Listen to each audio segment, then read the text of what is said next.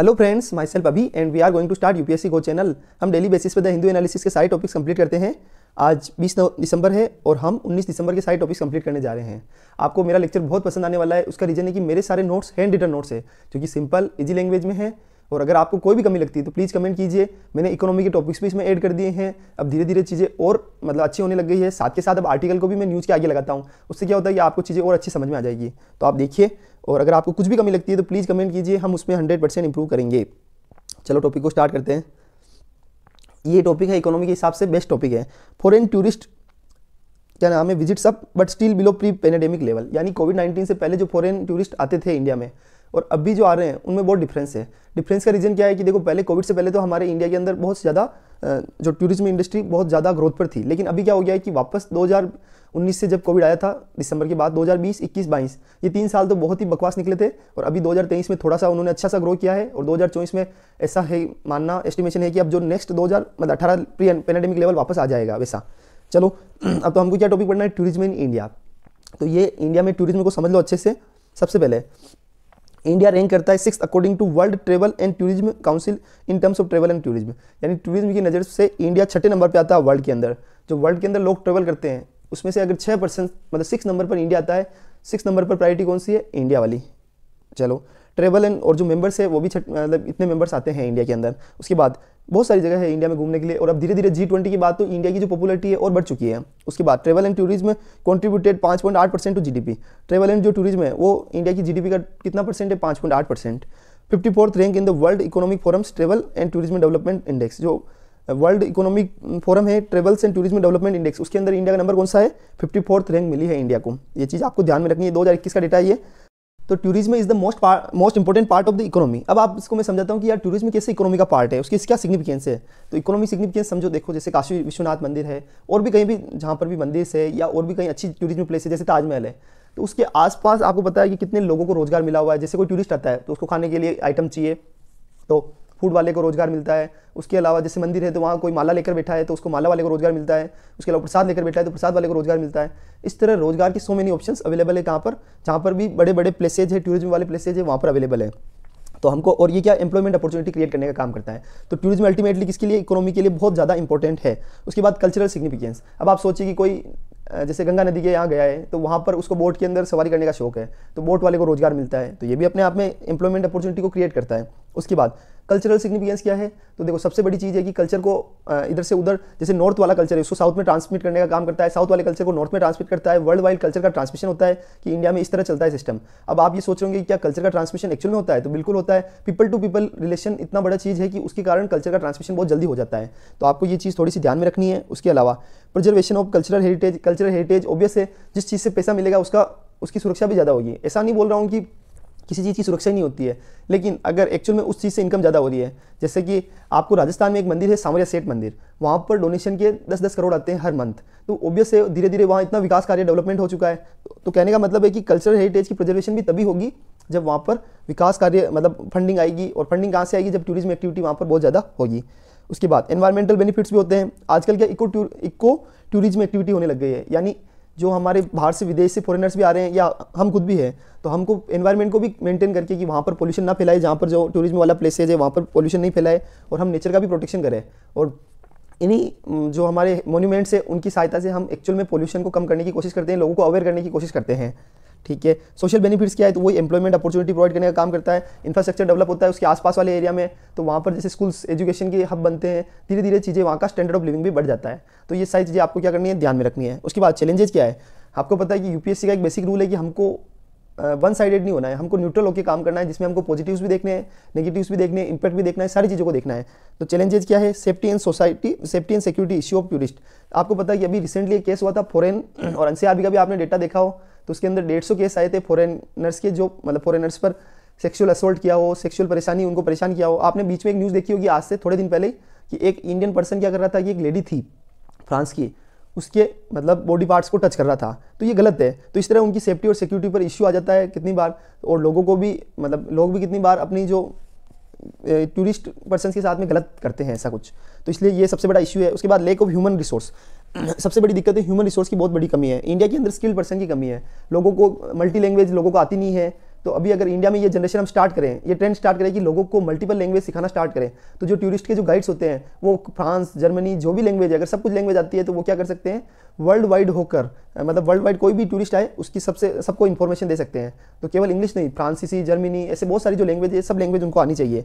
तो lake of trend professional की हमारे यहाँ पर कमी है। उसके बाद अनसस्टेनेबल टूरिज्म, सबसे मेन चीज़ आप ये समझो कि ये लोकल लैंड का यूज करती है, सॉइल को इरोजन करती है, पोल्यूशन को इंक्रीज करने का काम करती है। अगर कोई टूरिस्ट आया तो वहीं कचरा फेंक देता है जहाँ पे मोन्यूमेंट्स है वहाँ पर, और भी वो मतलब अवेयरनेस नहीं रखते कि हमारी जो मोन्यूमेंट्स है हमको उनको मेंटेन करके रखना है, जबकि सिर्फ वो अपनी परवाह करते हैं। तो ये अपने आप में बहुत बड़ा अनसस्टेनेबल टूरिज्म के अंदर भी लोगों की अवेयरनेस की कमी के कारण जो वहाँ की लोकल हेरिटेज है, लोकल प्लेसेज है, उनको बहुत बड़ा नुकसान होता है।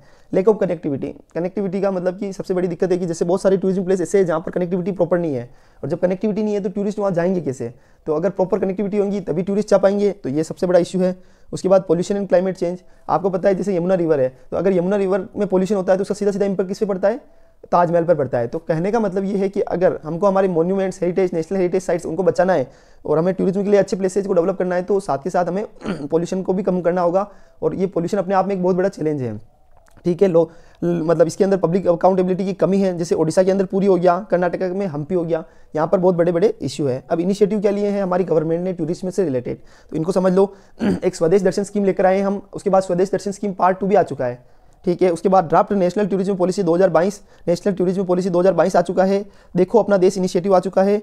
एक भारत श्रेष्ठ भारत स्कीम जो है वो भी आ चुकी है। ये सब किससे रिलेटेड है? तो ये इंडिया को टूरिस्ट प्लेसेज बनाने के लिए, इंडिया में टूरिज्म इंडस्ट्री को बढ़ावा देने के लिए, हमारे कल्चर को एक दूसरे, जैसे अभी हमने काशी तमिल संगम पढ़ा था, तो अल्टीमेटली जो नॉर्थ के जो टूरिस्ट है वो साउथ में जाएंगे, साउथ के टूरिस्ट नॉर्थ के अंदर जाएंगे। तो अल्टीमेटली जो इंडिया के अंदर टूरिज्म इंडस्ट्री है उसको बढ़ावा देने के लिए काशी तमिल संगम भी एक तरह से इनिशिएटिव है सरकार का। तो ये चीज़ आपको ध्यान रखनी है। वे हीट क्या है? सिंपल, आप अपने दिमाग में एक बार के लिए सोचो क्या हो सकता है ऑप्शन। तो हमको पोल्यूशन को कंट्रोल करना है, इंफ्रास्ट्रक्चर को डेवलप करना है, लोगों को जो पर्सन है, जो ट्रेंड कम है, उनकी स्किल को डेवलप करने की जरूरत है। तो tourism infrastructure development, public private partnership का यूज करना चाहिए, जिसके कारण इंफ्रास्ट्रक्चर अच्छे से अच्छा डेवलप हो जाए। उसके बाद focus on safety and security, जो सेफ्टी एंड सिक्योरिटी स्टैंडर्ड्स को बढ़ाना होगा। फॉरेन जो हमारे टूरिस्ट है उनकी सिक्योरिटी के लिए हमें ज़्यादा फोकस करना चाहिए, और साथ में हमारे अगर टूरिस्ट को कहीं परेशानी नहीं आनी चाहिए। ठीक है, तो ये चीज़ हो गई। अब हम नेक्स्ट टॉपिक पढ़ेंगे केटामाइन, जो मैंने आपको ये दिख रही है ड्रग, ये केटामाइन क्या है तो एक मैं बता दूंगा आपको अभी 1 सेकंड। ये आपको इमेज दिख रही है केटामाइन की। चलो अब टॉपिक पढ़ेंगे हम। चलो टूरिज्म में एक छोटी सी चीज़ और है कि अब हमें सस्टेनेबल टूरिज्म पर फोकस करना चाहिए, जिसके अंदर इकोनॉमिक अपॉर्चुनिटी भी मिले, जिसके अंदर पोल्यूशन पर भी कंट्रोल हो, अल्टीमेटली सारी चीज़ों का जिसमें मिक्सचर हो, उसको बोलते हैं सस्टेनेबल टूरिज्म। और वीज़ा को सिंप्लीफाई करना चाहिए, ताकि फॉरेन इन्वेस्टर्स अगर देखे कि कहाँ पर जाना आसान है तो भाई इंडिया में जाना आसान है, तो उसके कारण क्या होगा, ऑटोमेटिक टूरिज्म एक्टिविटी बढ़ जाएगी। अब हम केटामाइन को पढ़ेंगे। तो अभी टॉपिक क्या है? केटामाइन। केटामाइन क्या होता है? तो ketamine also known as ketalar, क्या बोला जाता है उसको? केटलर भी बोला जाता है। It is a medicine that doctor use to make people not feel pain during surgery. आपको पता हो कि हम एक ऐसी दवाई लगाते हैं जिसके कारण क्या होता है, सुन हो जाता है। अगर आपने कभी सुना हो सुन वर्ड की, हमारा जो बॉडी है, जब हमारी कोई भी सर्जरी होती है या कहीं पे जैसे टीथ हो या कहीं पर भी कुछ इंजेक्शन लगाना होता है, तो हम क्या करते हैं, पहले हमारे उस पार्ट को सुन कर देते हैं, डॉक्टर्स के द्वारा सुन कर दिया जाता है। तो उस टाइम पे जो इंजेक्शन या जो दवाई का यूज़ किया जाता है उसको बोला जाता है केटामाइन। आपको ध्यान में होगा सुन वर्ड, तो वो अल्टीमेटली कि हम उस टाइम पे बॉडी को रिएक्ट कराना बंद कर देते हैं। इट इज़ डिराइव्ड फ्रॉम, अब इसका क्या है, एक फाइनेसाइनाइड होता है। क्या होता है? फाइनेसलिडीन। मतलब हेल्यूसिनेजेनिक ड्रग होती है। हेल्यूसिनेनिक ड्रग का मतलब होता है कि ऐसी ड्रग जो हम जब यूज करते हैं तो उसके कारण जो सामने वाला इंसान का जो ब्रेन है वो काम करना बंद कर जाता है, वो हेल्यूजन में चला जाता है। तो which work by blocking the NMDA receptor, जो NMDA रिसेप्टर है उसको ब्लॉक कर देता है in the brain and spinal cord के अंदर। ब्रेन और स्पाइनल कॉर्ड के अंदर जो NMDA रिसेप्टर होता है उसको बंद कर देता है, उसको रिएक्ट करने से रोक देता है। And increase the release of A neuro transmitters called glutamate. जो ग्लूटामेट होता है उसको ट्रांसमिट करना इंक्रीज कर देता है, उसको बढ़ाने के लिए। ये एक न्यूरो ट्रांसमीटर होता है। तो अल्टीमेटली जो कहने का मतलब ये है कि हमारे क्या ब्रेन के जो NMDA जो रिसेप्टर्स होते हैं उनको बैन कर दिया जाता है, उनको ब्लॉक कर दिया जाता है, जिसके कारण ब्रेन तुरंत कार्रवाई नहीं कर सकता है, और उसी टाइम पे जब हमारी बॉडी पर सर्जरी कर दी जाती है। चलो इसके इम्पैक्ट क्या होते हैं? तो इसके इम्पैक्ट ये होते हैं कि ये क्या करता है, एक तो जो स्ट्रिक्ट मेडिकल सुपरविजन के अंदर डॉक्टर के द्वारा इसको दिया जाता है। ये एक तरह से एनेस्थीसिया है। एनेस्थीसिया का मतलब हो गया कि भाई आपके ब्रेन को कि कुछ पार्ट्स को रोक दिया जाता है वर्किंग करने से। ठीक है, उसके अलावा treat depression, anxiety, distress, chronic pain. और ये क्या करता है? डिप्रेशन को ट्रीट करता है, एंजाइटी को पेन, मतलब एंजाइटी होता है, डिस्ट्रेस होता है, क्रॉनिक पेन होता है, उन सबको रोकने का काम करता है। अब मैं आपको छोटी सी समझा देता हूँ। जैसे कोई इंसान ऐसा है जो अचानक डिप्रेशन में चल रहा है, उस टाइम पे अगर इसको ये केटामाइन वो दवाई लेता है, उस टाइम उसको क्या मिलेगा? केटामाइन दवाई लेने से उसका माइंड थोड़ा सा वर्किंग करना कम कर जाएगा, तो डिप्रेशन के अंदर होगा तो वो चीज़ें भूल जाएगा वो। तो इस तरह डिप्रेशन के केस में, डिस्ट्रेस के केस में और क्रॉनिक पेन के केस में केटामाइन दिया जाता है। ये डिस्टोर्ट साइट एंड साउंड। और कितनी बार तो ये करता है कि अगर केटामाइन का यूज ज़्यादा हो जाता है तो ये हमारे मतलब आंखें भी मतलब जैसे धीरे धीरे हमारी आंखों में बेहोशी टाइप की आने लग जाती है और साउंड की सिस्टम भी हमारा धीरे से कम वर्किंग करने लग जाता है, इसलिए हमको आवाज़ ही नहीं आती है उस टाइम पे। तो केटामाइन अपने आप में एक बहुत बड़ी ये शेड्यूल्ड अक्स ड्रग बोला जाता है। इसको क्या बोला जाता है? शेड्यूल अक्स ड्रग, जो कि लोगों को हिल्यूजन वाली प्रोसेस में पहुंचा देता है, ब्रेन को रोक देता है वर्किंग करने से। अब शेड्यूल अक्स ड्रग को भी समझ लो साथ के साथ। शेड्यूल अक्स ड्रग कौन सी होती है? तो ये एक रेस्ट्रिक्टिव ड्रग होती है जो कि drugs and cosmetic act and rules के अंदर कवर्ड है। याद रखना है आपको, इसके अंदर 536 ड्रग है। किसके अंदर? जो ये drugs and cosmetic act and rules के अंदर। इंक्लूड नार्कोटिक, इसके अंदर नार्कोटिक्स एंड जो मतलब psychotropic drugs which causes delusion hallucination, जिसके अंदर डिल्यूजन हेल्यूसिनेशन यानी आदमी एक अलग ही दुनिया में चला जाता है, उसको ऐसा लगता है कि वो दूसरी दुनिया में चल रहा है, मतलब उसका माइंड अल्टीमेटली वर्किंग करना बंद कर देता है, तो उसको पता ही नहीं होता कि एक्चुअल में हो क्या रहा है वैसा। ठीक है। और sold on prescription registered medicine practitioner, जो रजिस्टर्ड मेडिसिनल जो प्रैक्टिशनर होते हैं उनके प्रिस्क्रिप्शन पर ही इसको बेचा जाता है। ऐसे किसी को भी केटामाइन नहीं दिया जा सकता और केटामाइन का यूज किसी भी पर्सन को करना भी नहीं चाहिए बिना डॉक्टर की प्रिस्क्रिप्शन से, क्योंकि ये एक तरह से ड्रग है और अगर आप इसको गलत तरीके से यूज करते हो तो आपकी डेथ भी हो सकती है। चलो ये हो गया। अब एक टॉपिक देखो, बहामानी किंगडम। अभी आपको दिख रहा होगा कि विजयनगर किंगडम, नीचे की साइड में तो विजयनगर किंगडम है, ठीक है, और बहामानी किंगडम आपको जस्ट नजर आ रहा होगा, ये देखो कर्नाटक है, ये सारे जो प्लेसेज है ये बहामानी किंगडम का है। ठीक है, येलो येलो जो दिख रहा है बस। तो अभी आपको समझना है कि क्या चीज़ें हैं, वो मैं आपको समझा देता हूँ। अभी बहामानी किंगडम न्यूज़ में क्यों आया है? तो देखो वहाँ पर जो हमारे हाई कोर्ट है तमिलनाडु का, उन्होंने ऑर्डर दिया है, किसको ऑर्डर दिया है कि आप जो बहामानी किंगडम की जो हिस्टोरिकल फोर्ट है उसके आसपास की जगह को खाली करो, क्योंकि वो एक्चुअल में फोर्ट को बढ़ा रहे हैं, फोर्ट की जो नेचुरल हेरिटेज है उसकी व्यवस्था को डिस्टर्ब कर रहे हैं, तो इसलिए उनको हटाने के लिए कोर्ट ने ऑर्डर दिया है। तो अभी क्या न्यूज़ काम की है? बहामानी किंगडम, तो इसको अच्छे से पढ़ लेते हैं। Bahmani kingdom rose to power after the Turkish governor Alauddin Hasan Bahman, जो अल-उद्दीन हसन बहमान नाम से बहमान शान, उन्होंने क्या किया है कि एक एस्टेब्लिश किया है independent empire by revolting against the sultan of Delhi Muhammad bin Tughlaq in 1350। देखो 1347 जो ईयर था उसके अंदर किसका शासन था? मोहम्मद बिन तुगलक। कहाँ पर? दिल्ली का सुल्तान के रूप में उनको जाना जाता था। ठीक है, उस टाइम पे एक पर्सन का नाम है, तुर्किश गवर्नर बोला जाता है इसको, अल-उद्दीन हसन बहमान शान। उन्होंने क्या किंगडम बनाया? बहमान एम्पायर की स्थापना उन्होंने की है, बहामानी किंगडम की। ठीक है, ये चीज़ आपको ध्यान में रखनी है। ये पहला इंडिपेंडेंट इस्लामिक किंगडम इन साउथ इंडिया। साउथ इंडिया के अंदर इंडिपेंडेंट इस्लामिक जो किंगडम था वो कौन सा था? बहामानी किंगडम। उसके बाद प्रेजेंट डे उसके अंदर अभी कौन कौन से प्लेसेस? एक तो कर्नाटक हो गया, एक महाराष्ट्र हो गया और एक आंध्र प्रदेश हो गया। याद रखना, कर्नाटका, महाराष्ट्र और आंध्र प्रदेश जो अभी करंट है, महाराष्ट्र, कर्नाटक और आंध्र प्रदेश, वो कौन से मतलब प्रदेश को कवर करते हैं? बहामानी किंगडम को। बहामानी सेटअप देयर कैपिटल एट एहसानाबाद। बहामानी ने क्या किया? जो बहामानी लोग थे उन्होंने सबसे पहले उनकी कैपिटल एहसानाबाद में सेटअप की। उसके बाद उस एहसानाबाद को गुलबर्गा भी बोला जाता है। याद रखना आपको, 1349 से लेकर 1425 तक तो कैपिटल वहाँ रही और उसके बाद उस कैपिटल को ट्रांसफर कर दिया गया बिदार में। चलो इस चीज़ को समझ लिया। इसके अंदर 14 सुल्तान ने इस पर रूल किया था बहामानी किंगडम पर। उसके बाद reached on peak under guidance of Mahmud Gawan. याद रखना, एक महमूद गवन बहुत इंपॉर्टेंट पर्सन है। कौन है? प्राइम मिनिस्टर है सुल्तान ऑफ, जो ये मतलब जो वहाँ की सुल्तान है ना बहामानी किंगडम के, उनके प्राइम मिनिस्टर का नाम क्या है? महमूद गवन। बहुत इंपॉर्टेंट है। और उस टाइम पर इनके जो प्राइम मिनिस्टरशिप थी उस टाइम पर जो बहामानी किंगडम अपनी सर्वोच्चता पर आ चुका था। तो बहामानी किंगडम के मिनिस्टर का नाम भी याद रखना है, महमूद गवन। अगर क्वेश्चन आ जाता है कि उसके सुल्तान थे, तो नहीं थे, बिल्कुल नहीं थे। बहामानी किंगडम के सुल्तान नहीं थे, उनका नाम, वो तो एक तरह से क्या थे? मिनिस्टर थे। उसके बाद बहामानी किंगडम को 4 रीजन्स में डिवाइड किया गया है, जिसको 4 स्टेट प्रोविंस भी बोला जा सकता है, तरफ बोला जाता है उनकी लैंग्वेज में, और उनके नेता का नाम क्या होता है? तरफदार। ठीक है, तो एक तो होता है दौलताबाद, एक बिदार, एक बेरार और एक गुलबर्गा एहसानाबाद, जो बाद में फर्स्ट कैपिटल कौन थी? गुलबर्गा एहसानाबाद, उसके बाद जो बिदार बन गई थी। तो इस तरह दौलताबाद पढ़ लिया, बिदार पढ़ लिया, बेरार पढ़ लिया, गुलबर्गा एहसानाबाद पढ़ लिया। उसके बाद प्रोविंस हेड तरफदार, ये मैंने आपको समझा ही दिया था। यूज्ड गन पाउडर इन वॉर्स के अंदर ये गन पाउडर का यूज करते थे। अब आपको ये चीज़ समझनी होगी कि गन पाउडर कहाँ यूज करते थे? वुड्स के अंदर। Indo Islamic style of architecture, और ये Indo Islamic style of architecture की जो इंडो इस्लामिक स्टाइल है उसको फॉलो करने का काम करते थे, क्योंकि वहाँ पर आर्किटेक्चर भी ऐसा था, एक तो इंडियन और इस्लामिक दोनों का कॉम्बिनेशन हो चुका था। और पर्शियन आर्किटेक्चर का भी इन्फ्लुएंस कहाँ पर देखा जा सकता है? उसको बिल्डिंग्स के ऊपर देखा जा सकता है। उसके बाद लिटरेचर कौन कौन से? तो उर्दू की लिटरेचर हो गया, पर्शियन लिटरेचर हो गया, एंड अरेबिक लिटरेचर हो गया, और दाखिनी उर्दू नाम से। याद रखना, एक दाखिनी उर्दू होता है, एक तो हो गया उर्दू, एक होता है अरेबिक, एक होता है पर्शियन और एक दाखिनी उर्दू। इस टाइप की जो 4 लिटरेचर थे उनको प्रॉपर्ली 4 टाइप के लिटरेचर को कहाँ पर यूज़ किया जाता था? बहामानी किंगडम में। अराउंड 1518, बहुत इंपॉर्टेंट है। देखो उसके जस्ट नीचे मैंने आपको बताया था कि बहामानी किंगडम के जस्ट नीचे कौन सा था? विजयनगर एम्पायर। तो कृष्णदेव राय ऑफ द विजयनगर की जो कृष्णदेव राय है उन्होंने डिफीट किया, the last ruler of the Bahmani empire के लास्ट रूलर को हरा दिया। तो अभी विजयनगर एम्पायर बिल्कुल उसके जस्ट नीचे था। After that Bahmani kingdom broke down into 5 state में वो डिवाइड हो चुका था, जिसको बोला जाता है दक्कन सल्तनत। क्या बोला जाता है? दक्कन सल्तनत। याद रखना है आपको, बहुत इंपॉर्टेंट है ये सारी चीज़ें। इसमें से यूपीएससी में क्वेश्चन आ सकते हैं, कोई भी कम्पिटिटिव एग्जाम हो, भले बैंकिंग लाइन से हो, लॉ लाइन से हो, सब जगह की बहामानी किंगडम से रिलेटेड क्वेश्चन आ सकते हैं। उसके बाद 5 दक्कन सल्तनत हो गए, एक तो आदिल शाही ऑफ बीजापुर, उसके बाद बरीद शाही वो बिदार और अहमदनगर हो गया, गोलकंडा हो गया और बेरार। नाम याद रखना, गोलकंडा आपने सुना हो तो गोलकंडा, बेरार, अहमदनगर, बिदार और बीजापुर, ये सब चीज़ें ये 5 प्लेसेज में कन्वर्ट हो गया। उसके बाद एक तो बिदार, अहमदनगर, गोलकंडा एंड बीजापुर, इन्होंने मिलकर विजयनगर पर अटैक कर दिया। और जब मिलकर अटैक कर दिया तो विजयनगर एक तरह से विजयनगर डिफीट हो गया इन 1565 नॉन एज बैटल ऑफ, उसको तलाईकोटा बोला जाता है। क्या बोला जाता है? तलीकोटा। तलीकोटा का जो बैटल हुआ था उसके अंदर 1565 के अंदर विजयनगर डिफीट हो चुका था, ये देख लिया। Bahmani did not remain in power for long, और जो बहमानी किंगडम था वो लंबे समय तक पावर में नहीं रहा, ये चीज़ आपको याद रखनी है। Bahmani kingdom did not remain in power for long, लंबे समय तक बहमानी किंगडम नहीं रहा। उसका रीजन ये है कि जब अटैक कर दिया विजयनगर एम्पायर भी धीरे धीरे उसका साम्राज्य भी नष्ट हो गया। और उसके बाद जब अकबर आया था और जब अकबर के बाद जहांगीर आया था तो उस टाइम पे इन्होंने क्या किया, उस पर कब्जा कर लिया। किस पर? बहमानी किंगडम पर। और धीरे धीरे विजयनगर एम्पायर पर तो वो कर नहीं पाए थे, लेकिन बहमानी किंगडम पर कब्जा कर लिया था। अगर वो चाहते बहमानी किंगडम वाले और विजयनगर एम्पायर दोनों मिलकर अकबर का सामना कर सकते थे, बट ऐसा उन्होंने किया नहीं। तो ये टॉपिक भी मैंने बहुत अच्छे से समझा है। अब देखो ये आपको एक बहुत जोरदार दिख रहा होगा एनिमल, ये कहाँ है? यूरोप में पाया जाता है। देखो कितना शानदार लग रहा है इसका, देखो एकदम बॉडी वॉडी सब देखो, ठीक है। तो चलो इसका नाम क्या बोला जाता है? इसको यूरोपियन वुड बाइसन बोला जाता है। क्या बोला जाता है? European would bison. ये कौन है? तो ये largest and heaviest land mammal है इन यूरोप। यूरोप के अंदर लार्जेस्ट और जो हेवीएस्ट लैंड मैमल वो अपने उसका नाम है यूरोपियन वुड बाइसन बोला जाता है। इसको वाइजेंट भी बोला जाता है, ठीक है। ये चीज़ आपको ध्यान रखनी है।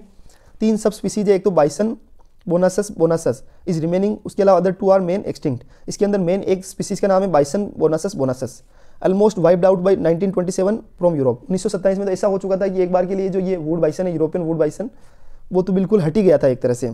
लेकिन मतलब एक्सटिंक्ट टाइप होने वाला था, लेकिन धीरे धीरे उन्होंने प्रिजर्वेशन किया, वापस से सारी पॉलिसी लेकर आए। और अभी नाउ ऐसी सिचुएशन है कि ये अभी नियर थ्रेटेंड कैटेगरी में है, मतलब कोई ज़्यादा खतरा नहीं है, ठीक है। It is called ecosystem engineer restoring grassland habitat. इसको क्या बोला जाता है कि इकोसिस्टम इंजीनियर भी बोला जाता है, क्योंकि ये ग्रासलैंड हैबिटेट को रिस्टोर करने का काम करता है हमारा जो यूरोपियन वुड बाइसन है। IUCN में मैंने आपको इसको ऑलरेडी कैटेगरी बता दी है। अब सबसे बड़ी दिक्कत क्या है? एक तो हंटिंग, एक environment changes are major threats, ये चीज़ आपको ध्यान में रखनी है। चलो अब उसके बाद एक आपको ड्रोन दिख रहा होगा। तो इंडियन एयरफोर्स ने बोला है कि इस ड्रोन से बहुत परेशानी हो रही है, इस ड्रोन का यूज करके जो एयरफोर्स वाले मतलब जो हमारे रहने के एयरपोर्ट्स के जो प्लेसेज है वहाँ पर अटैक किया जा सकता है। तो उन्होंने ये वाली ड्रोन के खिलाफ एक कार्रवाई करने के लिए बोला है। चलो उसका नाम है स्वार्म ड्रोन्स। तो नाम क्या है? Swarm drones. इस चीज़ को याद रखना है, smart war fighting array of reconfigured modules. तो ये क्या है? स्मार्ट वॉर फाइटिंग एरे है, इस चीज़ को याद रखना है आपको। स्वार्म ड्रोन्स का मतलब होता है smart war fighting array of reconfigured modules. Consist of multiple drones, इसके अंदर मल्टीपल ड्रोन्स होते हैं जो working in coordination, in communication and sharing information. एक तो होता है कोऑर्डिनेशन करना, एक कम्युनिकेशन करना और शेयरिंग इन्फॉर्मेशन। मतलब इस ड्रोन्स के अंदर मल्टीपल वर्किंग हो सकती है, इसलिए आपको ध्यान रखना है, इसका नाम याद रखना। वापस बोल रहा हूँ, smart war fighting array of reconfigured modules. तो smart war fighting array of reconfigured modules same और डिफरेंट टाइप्स के हो सकते हैं। इसके अंदर मतलब अलग, एक तो कुछ टाइप सम और डिफरेंट टाइप्स के हो सकते हैं। Equipped with artificial intelligence technology, इसके अंदर AI टेक्नोलॉजी का यूज भी किया जाता है। ऑन इंडिविजुअल बेसिस पर भी काम करता है और टुगेदर भी काम करता है।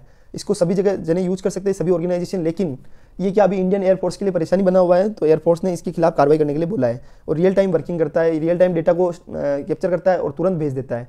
तो इस तरह अगर इसको प्रॉपर हमारी आर्मी के अंदर भी यूज किया जाए तो ये प्रॉपरली यूज हो सकता है।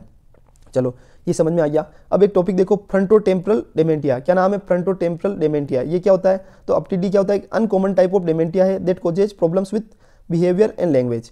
जो कि जो बिहेवियर और लैंग्वेज के साथ में जो प्रॉब्लम्स है उसको मतलब रिजोल्व कर, मतलब वो वाली प्रॉब्लम क्रिएट करने का काम कौन करता है? Frontotemporal dementia. Problem with mental ability and damage to the brain. और जैसे ही हमको ये FTD होता है उसके कारण क्या मेंटल एबिलिटी पर परेशानी आ जाती है और ब्रेन पर डैमेज होने का काम भी हो जाता है। FTD affect the front end sides of brain, यानी जो ब्रेन के साइड्स एंड फ्रंट है उसको अफेक्ट करने का काम क्या करता है? FTD यानी फ्रंटोटेम्पोरल डेमेंटिया। उसके बाद कोजेज क्या है? तो अननोन, इसका रीजन तो अभी पता नहीं चला है। तो अभी इसके रीजन्स तो हमको पता नहीं चले हैं, लेकिन कुछ पीपल बोलते हैं कि with FTD have their structure called peak bodies, यानी इसके अंदर एक पीक बॉडीज नाम से एक एलिमेंट होता है इन देयर ब्रेन सेल्स। और peak body contains abnormal type of protein, यानी जब हमारे ब्रेन में एक अबनॉर्मल टाइप ऑफ प्रोटीन इकट्ठा हो जाता है, इसको क्या बोला जाता है? Peak bodies. उस टाइम पे हमको जो हमारा ये फ्रंटोटेम्पोरल डेमेंटिया होता है ये हो सकता है FTD, ये उस टाइम पॉसिबल है, ऐसा बोला जाता है। और उसके बाद स्लोली वर्स, धीरे धीरे अगर इसको टाइमली क्योर करने की कोशिश नहीं की गई तो ये धीरे धीरे वर्स कंडीशन में पहुंच जाता है। और मेमोरी प्रॉब्लम्स हो जाती है, मेंटल डिसेबिलिटी हो जाती है, इस टाइप की बहुत सारी प्रॉब्लम्स किससे हो जाती है? जो हमारे ये डेमेंटिया वाली जो डेमेंटिया बीमारी है ना उससे हो जाता है। अब इसके ट्रीटमेंट है तो ट्रीटमेंट कोई अवेलेबल नहीं है। सब मेडिसिन आर, इसके अंदर कुछ मेडिसिन है जिसके थ्रू क्योर किया जा सकता है। तो याद रखना है, जैसे अगर क्वेश्चन आ जाए कि वैक्सीन अवेलेबल है क्या किसके लिए? फ्रंटोटेम्पोरल डेमेंटिया के लिए, तो नहीं भाई वैक्सीन अवेलेबल नहीं है। याद रखना है आपको, यूपीएससी का कोई स्टैंडर्ड नहीं है, वो कभी भी कुछ भी पूछ लेते हैं, इसलिए आपको सारी चीज़ों को मेमोराइज करना पड़ेगा। उसके बाद ये देखो, ये ब्रेन सिलिका हो गया, इसको ये मैं आपको ये जो टॉपिक दिख रहा है ना, ये डेमेंटिया, नॉर्मल डेमेंटिया। तो अब देखो डिफरेंस देखो, नॉर्मल के अंदर तो देखो ब्रेन कितना अच्छा दिख रहा है, दिख रहा होगा आपको, ब्रेन एकदम स्वस्थ दिख रहा है ब्रेन, लेकिन जो डेमेंटिया है उसके अंदर जैसे ऐसा लग रहा है सड़ गया वो ब्रेन। तो इस टाइप की प्रॉब्लम्स क्रिएट हो जाती है, तो ये आपको ध्यान रखनी है। अब एक न्यूज़ बहुत इंपॉर्टेंट है, archaeological survey of India files report on scientific survey of the Gyanvapi mosque in Varanasi court. अभी एएसआई ने क्या किया है, जो ज्ञानवापी मॉस्क्यू है उस पर जो सर्वे किया है उसको वाराणसी कोर्ट में सबमिट किया है, आर्कियोलॉजिकल सर्वे ऑफ इंडिया। तो इससे दो चीज़ें इंपॉर्टेंट हो जाती है, एक तो ज्ञानवापी मॉस्क्यू और एक है ASI, archaeological survey of India. अब ज्ञानवापी मॉस्क्यू की इंपॉर्टेंस कब आएगी, जब अभी तो देखो उन्होंने इसको डाला है पिटीशन में, अभी थोड़े टाइम में 5-7 दिन के बाद इस पर कोर्ट फैसला करने वाला है। तो हम तभी पढ़ेंगे इस चीज़ को कि जब कोर्ट इस पर एक्चुअली प्रॉपर्ली जजमेंट दे देगा, उसके बाद हम पढ़ेंगे न्यू अपडेट्स के साथ में। अगर अभी पढ़ाऊंगा न्यू अपडेट्स आ जाएंगे तो आप डिस्टर्ब हो जाओगे, इसलिए मैं चाहता हूं कि थोड़े दिन रुको, तब तक हम आर्कियोलॉजिकल सर्वे ऑफ इंडिया को पढ़ लेते हैं। आर्कियोलॉजिकल सर्वे ऑफ इंडिया, उसकी मिनिस्ट्री कौन सी है, तो सबसे मेन है उसकी ministry of culture, archaeological research and protection of cultural heritage. इसको जो आर्कियोलॉजिकल रिसर्च पर फोकस किया जाता है और कल्चरल हेरिटेज का प्रोटेक्शन किसके द्वारा किया जाता है, एएसआई के द्वारा। एडमिनिस्टर करता है मोर देन 3650 एंसाइंट मोन्यूमेंट्स, यानी 3650 से भी ज़्यादा एंसाइंट मोन्यूमेंट्स है, उसको एडमिनिस्टर करने का काम करता है। इसकी स्थापना कब हुई, तो 1861 में। किसके द्वारा की गई, तो एलेक्जेंडर कनिंघम के द्वारा। और इसके पहले डायरेक्टर जनरल ऑफ एएसआई कौन थे, फादर ऑफ इंडियन आर्कियोलॉजी, यानी जो पहले director general of ASI archaeological survey of India के जो पहले डायरेक्टर जनरल थे वो कौन थे, तो फादर ऑफ इंडियन आर्कियोलॉजी भी बोला जाता है उनको, और वो अलेक्जेंडर कनिंघम ही थे जो कि पहले डायरेक्टर जनरल ऑफ एएसआई। अगर क्वेश्चन आता है यूपीएससी में कि Alexander Cunningham is the first director general of ASI, तो बिल्कुल सही जवाब है, फाउंडेशन भी उनके द्वारा किया गया है, फादर भी इंडियन आर्कियोलॉजी को उनको ही बोला जाता है। और ये छोटे एग्जाम्स में भी क्वेश्चन आ सकता है। और याद रखना 1861 में हमारे आर्कियोलॉजिकल सर्वे ऑफ इंडिया की स्थापना हुई, मिनिस्ट्री ऑफ कल्चर के अंदर ये आता है। क्वेश्चन कहीं से भी आ सकता है, सब चीज़ें क्लियर होनी चाहिए। अब एक शुगर इंडस्ट्री का टॉपिक हमने न्यूज़ सुनी थी कि शुगर इंडस्ट्री की ग्रोथ में कमी आ गई थी, तो उसको पढ़ लेते हैं सबसे पहले। उससे पहले एक न्यूज़ देखेंगे, बट मैं लास्ट में बताऊंगा ये वाली न्यूज़, उससे पहले शुगर इंडस्ट्री को पढ़ लेते हैं। India extend curb on sugar export to calm local prices. अभी शुगर इंडस्ट्री इंडिया के अंदर कैसे क्या है, तो देखो ये एग्रो बेस्ड इंडस्ट्री है that impact 50 million sugarcane farmers and around 5 lakh workers directly employed in sugar mills. अब इस चीज़ को समझ लो, 50 मिलियन तो शुगर केन से रिलेटेड मेंबर्स इसके अंदर, मेंबर्स इन द सेंस जो फार्मर्स होते हैं, किसान जुड़े हुए, जैसे कोई गन्ने की खेती कर रहा है, कोई एथेनॉल बना रहा है, कोई शुगर बना रहा है, इस तरह अल्टीमेटली वो शुगर इंडस्ट्री से ही जुड़ा हुआ है। तो उसके कारण क्या नाम है 50 मिलियन लोगों को तो रोजगार मिला हुआ है, ठीक है, और मतलब वो उसमें डायरेक्टली और इनडायरेक्टली वर्किंग कर रहे हैं। और डायरेक्टली एम्प्लॉय कितने कर रहे हैं शुगर मिल्स में, 5 लाख लोग। तो अपने आप में ये इंडस्ट्री बहुत बड़ा मतलब मैटर है। उसके बाद India emerge as the world largest producer and consumer of sugar, यानी शुगर का लार्जेस्ट प्रोड्यूसर एंड कंज्यूमर के रूप में हम उभरे हैं। And world second largest exporter of sugar, sugar के अंदर हम सेकंड लार्जेस्ट एक्सपोर्टर बन चुके हैं। अभी आपको बताओ रिसेंटली सरकार ने बंद कर दिया था शुगर को बेचना, क्योंकि शुगर की प्राइस ना बढ़ जाए उस हिसाब से। अब इंडिया के अंदर sugar is free of DEXA, जो एक डेक्स्ट्रॉन होता है, याद रखना डेक्स्ट्रान बहुत इंपॉर्टेंट चीज़ है ये, मैं इसलिए बता रहा हूँ ये, इसलिए बता रहा हूँ उसका रीजन क्या है कि एक डेक्स्ट्रान क्या होता है कि जैसे सूरज के अंदर जब गन्ने को वो टाइम तक रहने दिया जाता है तो उसके बाद क्या होता है उसके अंदर डेक्स्ट्रान पैदा हो जाता है। लेकिन हमारे इंडिया में क्या सिस्टम है, जैसे ही गन्ना प्रोड्यूस हुआ उसको तुरंत शुगर बनाने के लिए बेच दिया जाता है, तुरंत उसको मिल्स के अंदर बेच दिया जाता है। तो उसको क्या बोला जाता है, वहाँ पर डेक्स्ट्रान मतलब free of dextran, Indian sugar है फ्री ऑफ डेक्स्ट्रान होती है, ये चीज़ आपको याद रखनी है। और आप सोचिए गन्ने को अगर लंबे समय तक आप ऐसे ही रख दोगे ना तो वो गन्ना ही बेकार हो जाएगा। तो इस तरह हमारे इंडिया में ऐसा नहीं होता है, हमारे डायरेक्ट मिल्स में बेच दिया जाता है। शुगर किस टेम्परेचर में चाहिए उसको, तो 21 से 27 डिग्री सेल्सियस तो टेम्परेचर चाहिए। रेनफॉल कितनी चाहिए, 75 से 100 सेमी। और सॉइल कितनी चाहिए, डीप रिच लोमी सॉइल का यूज किया जाता है। ये प्रॉपर एनवायरनमेंट है जो शुगर के लिए चाहिए। स्टेट टॉप प्रोड्यूसिंग स्टेट कौन कौन से, एक तो महाराष्ट्र, उसके बाद उत्तर प्रदेश और कर्नाटका। महाराष्ट्र, यूपी और कर्नाटका। इंडस्ट्री की जो ग्रोथ है उसको देखो, fair and remunerative price for sugar, sugar के लिए एफआरपी का यूज किया जाता है, हाई एक्सपोर्ट किया जाता है। 1 सेकंड है ना, इस इंडस्ट्री के अंदर ग्रोथ के फैक्टर्स क्या क्या है तो वापस बता देता हूँ। एक तो fair and remunerative price for sugar की डिसाइड की जाती है सरकार के द्वारा। जब सरकार किसी चीज़ के लिए एफआरपी डिसाइड कर रही है तो ऑब्वियस है उस इंडस्ट्री की ग्रोथ ऑटोमेटिक हो जाएगी। हाई एक्सपोर्ट, क्योंकि किसानों को लगता है कि अगर कोई प्राइवेट व्यक्ति नहीं भी लेगा तो भी सरकार तो ले लेगी, जैसे मिनिमम सपोर्ट प्राइस होता है, वैसे फेयर एंड रेम्यूनेटिव प्राइस किसके द्वारा डिसाइड की जाती है, शुगर के लिए गवर्नमेंट के द्वारा। एक हाई एक्सपोर्ट करने का काम भी धीरे धीरे एक्सपोर्ट बढ़ता जा रहा है, तो ऑब्वियस से इस इंडस्ट्री की ग्रोथ बढ़ रही है। इंडियन की गवर्नमेंट जो पॉलिसी है वो भी शुगर के पक्ष में है। एथेनॉल ब्लेंडिंग, उसके अंदर गन्ने का प्रोडक्शन किया जाता है और उससे एथेनॉल बनाया जाता है, तो ऑब्वियस से अल्टीमेटली शुगर इंडस्ट्री तो ग्रोथ कर ही रही ना, तो growth of the sugar industry बढ़ेगी। ये चीज़ आपको समझ में आ गई होगी। उसके बाद इंप्रेसिव शुगर सीजन, ये सबसे इंपॉर्टेंट चीज़ है, याद रखना कि अभी हमारा जो शुगर सीजन बहुत अच्छे से निकला था, क्योंकि स्वीट्स के अंदर शुगर्स काम आती है। फेस्टिवल सीजन अच्छा होगा तो शुगर सीजन अच्छा निकलेगा, तो अल्टीमेटली शुगर सीजन किससे, दूसरी जो भी इंडस्ट्री है उससे शुगर सीजन भी अट्रैक्ट होता है। और growth of ethanol industry, ethanol industry बढ़ेगी तो साथ के साथ शुगर जो गन्ने की डिमांड भी बढ़ेगी, शुगर केन की डिमांड भी बढ़ेगी, तो वो शुगर इंडस्ट्री की ग्रोथ के लिए वो भी बहुत बड़ा रीजन है।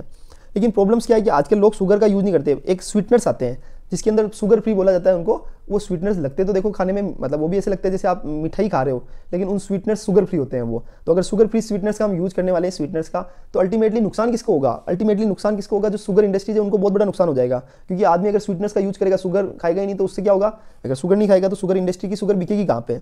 तो ये कंपटीशन उनका चल रहा है स्वीटनर से। उसके बाद lack of modern technology, modern technology की शुगर इंडस्ट्री में बहुत कमी है। शुगर इंडस्ट्री में आज भी पुरानी टेक्नोलॉजी का यूज किया जाता है।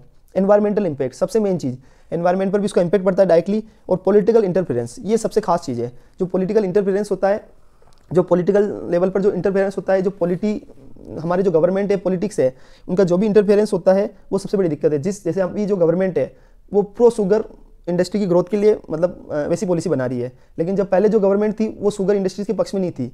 तो अगर अभी शुगर इंडस्ट्री के पक्ष में पॉलिसी बनाई जा रही है तो ऑब्वियसली शुगर इंडस्ट्री की ग्रोथ होगी, लेकिन जो पॉलिटिकल एनवायरनमेंट है वो अफेक्ट कर देता है बार बार शुगर इंडस्ट्री को। कोई शुगर इंडस्ट्री ग्रोथ स्टेज में चल रही होती है और अगर गवर्नमेंट की पॉलिसी उसके अगेंस्ट चली जाती है तो ये अपने आप में बहुत बड़ा इश्यू है। अब एक टॉपिक समझो, इंडियन शुगर मिल एसोसिएशन, बहुत इंपॉर्टेंट है।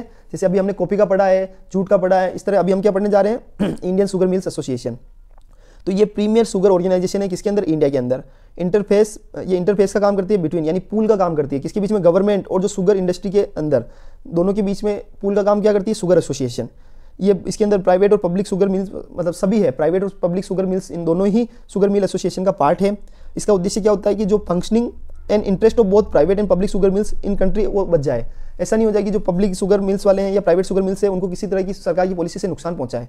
तो इस एसोसिएशन के थ्रू सरकार की जो भी फंक्शनिंग है उस पर थोड़ा सा रेस्ट्रिक्शन लगा दिया जाता है, उनसे प्रॉपर्ली टॉकिंग की जा सकती है। चलो ये देख लिया, चलो ये टॉपिक भी हो गया है। अब एक चीज़ और देखो, बस लास्ट टॉपिक है, शुगर इंडस्ट्री को देख लिया है। अब एक UP second largest state in the country in GDP share. अभी एक ब्लॉगिंग प्लेटफॉर्म है asoic.in, उनके द्वारा इस प्लेटफॉर्म को लॉन्च किया गया है। उन्होंने बोला है कि जीडीपी के अंदर यूपी का नंबर सेकंड नंबर पर आ चुका है। पहले कौन था? पहले स्टेट, जैसे फर्स्ट स्टेट था महाराष्ट्र, उसके बाद सेकंड नंबर पर पहले तमिलनाडु था, लेकिन अब उसको ओवरराइड करके यूपी चला गया है। 15.7% ऑफ जीडीपी कौन कवर करता है? महाराष्ट्र। यूपी 9.2%, तमिलनाडु 9.1%, गुजरात 8.2%, और जो हमारा वेस्ट बंगाल है वो 7.5% को कवर करता है। तो अल्टीमेटली कहने का मतलब ये है कि अभी यूपी ने इतनी बड़ी ग्रोथ की क्योंकि वहाँ एम्प्लॉयमेंट अपॉर्चुनिटी बढ़ गई है। 52% लोग अभी एम्प्लॉयड है वहाँ पर, जो कि इंडिया में नंबर 1 आ रहा है। उसके अलावा किसी भी सेक्टर में देख लो, वहाँ पर जो इन्वेस्टमेंट, फॉरेन इन्वेस्टमेंट है वो भी बढ़ने लग गया है। वहाँ पर इंडिया की जो इंडस्ट्रीज है, बड़ी बड़ी इंडस्ट्रीज वहाँ पर इन्वेस्टमेंट कर रही है। तो अल्टीमेटली जो यूपी का ग्रोथ है, और ये सब कब स्टार्ट हुआ? 2017 के बाद में। वहाँ के मुख्यमंत्री जी है योगी आदित्यनाथ जी, उन्होंने उनके भरसक प्रयास और उनके इतने अथक प्रयासों के कारण अभी जो सफलता मिली है वो पूरा श्रेय उनको जाएगा, क्योंकि जब से उनकी गवर्नमेंट बनी है 2017 के बाद से, तो उसके बाद से ही वहाँ पर जो पिछले सालों में नहीं हो पाया वो वहाँ पर हुआ है। पहले वो इंडिया के अंदर 6 नंबर पर आता था, और आप सोचिए कि 6 से सेकंड नंबर पर आना अपने आप में बहुत बड़ी टास्क है। और अब धीरे धीरे हो सकता है फ्यूचर में अगर ऐसे ही प्रोग्रेस चलती रही तो यूपी नंबर 1 स्टेट बन जाए, क्योंकि देखो पॉपुलेशन भी ज़्यादा है, एम्प्लॉयमेंट भी ज़्यादा है, उसके अलावा ग्रोथ भी ज़्यादा है, और इन्वेस्टमेंट भी बहुत ज़्यादा आ रहा है। तो ultimately UP can be hub of the Indian economy. तो अब ये तो फ्यूचर ही बताएगा, बट नाउ अभी यूपी जिस हिसाब से प्रोग्रेस कर रहा है वो बहुत अच्छी प्रोग्रेस है। चलो ये टॉपिक कंप्लीट हो गया। आर्कियोलॉजिकल सर्वे ऑफ इंडिया हमने देख लिया है, उसके अलावा फ्रंटो टेम्परल डेमेंटिया को देख लिया है, और स्वाम ड्रोन्स को देख लिया है। ये देखो आज मैंने सबके अंदर इमेजेस भी डाली है ताकि आपको ये पता चल सके कि हाँ यार इस न्यूज़ से इसके अंदर ये चीज़ लिंक्ड है, तो आपको थोड़ा चीज़ें आसानी हो जाएगी। और एक यूरोपियन वुड बाइसन को पढ़ लिया है। और क्या टॉपिक पढ़ा है हमने बहामानी किंगडम को बहुत शानदार तरीके से पढ़ा है, और ये याद रखना उसका नाम है एक तुर्किश गवर्नर अल उद्दीन हसन बहमान शान, इनके द्वारा एस्टेब्लिश किया गया था किसको? बहमानी किंगडम को 1347 के अंदर। चलो ये बहमानी किंगडम की आप देख लो कि भाई बहमानी किंगडम कहाँ है, तो उसके अंदर कर्नाटका आ गया, और महाराष्ट्र आ गया, और आंध्र प्रदेश आ गया। ये तीनों एरिया को कौन कवर करता है? बहमानी किंगडम। चलो ये टॉपिक देख लिया। उसके अलावा शेड्यूल एक्स ड्रग को देख लिया है, केटामाइन को देख लिया है, एंड जो हमारा सबसे खास टॉपिक था टूरिज्म इंडस्ट्री, उसको भी हमने बहुत शानदार तरीके से देख लिया है मेंस के पर्सपेक्टिव से। तो इसको हमने अच्छे से समझ लिया है। अगर आज आपको कुछ भी कमी लगती है तो प्लीज़ कमेंट कीजिए, मेरे लेक्चर्स को आगे से आगे शेयर कीजिए ताकि हमारा भी मोटिवेशन बढ़े, और कमेंट कीजिए अगर कुछ कमी होगी तो हम इंप्रूव करेंगे। प्लीज़ मैं आपसे रिक्वेस्ट करता हूँ क्योंकि हमारे को भी मोटिवेशन की जरूरत होती है। तो आप लेक्चर्स को देखिए, समझिए, कुछ भी कमी लगती है कमेंट कीजिए, हम उस पर इंप्रूव करेंगे। आज इकोनॉमी के मैंने जो कुछ आर्टिकल्स इकोनॉमी के भी अच्छे खासे आर्टिकल्स कवर किए हैं। चलो थैंक यू सो मच। जय हिंद, जय भारत, भारत माता की जय।